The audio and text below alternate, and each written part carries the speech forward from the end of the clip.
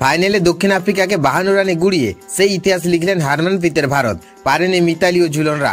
বন্ধুরা, আপনারা যদি দেখতে চান তাহলে ভিডিওটি শেষ অবধি দেখতে হবে, চ্যানেলটিকে সাবস্ক্রাইব করে একটা লাইক দিতে হবে এবং নোটিফিকেশন বেল আইকন দাবাতে হবে। রবিবার টস জিতে দক্ষিণ আফ্রিকার অধিনায়ক লরা উলভার্ট বলেছিলেন এই পিচে রান তাড়া করা সহজ, কিন্তু শেষ পর্যন্ত নিজের কথা রাখতে পারলেন না। আসলে কঠোর পরিশ্রমের কোনো বিকল্প নেই, আর ভারতীয় নারী বাহিনীর ক্ষেত্রে এই প্রবাদটি সত্যি হলো। শেফালি বর্মা, স্মৃতি মান্ধানা, দীপ্তি শর্মা, রিচা ঘোষ সবার সম্মিলিত প্রচেষ্টাতে ইতিহাস গড়ল ভারত। প্রথমে ব্যাট করতে নেমে দুর্দান্ত শুরু করেন স্মৃতি মান্ধানারা।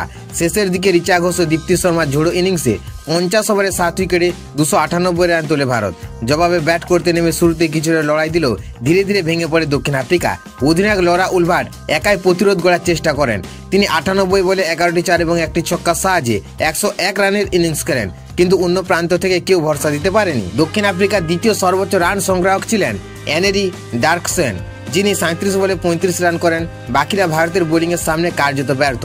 দীপ্তি শর্মা, শেফালি বর্মা ঘূর্ণির আক্রমণে একের পর এক উইকেট পড়ে যায়। দীপ্তি নেন 4 উইকেট, শেফালি 2টি আর চারেনিও 1টি। শেষ পর্যন্ত দক্ষিণ আফ্রিকাকে 52 রানে হারিয়ে প্রথমবারের মতো মহিলা বিশ্বকাপ জেতে ভারত। ইতিহাসে নাম লেখালেন হারমানপ্রীত কৌরের দল।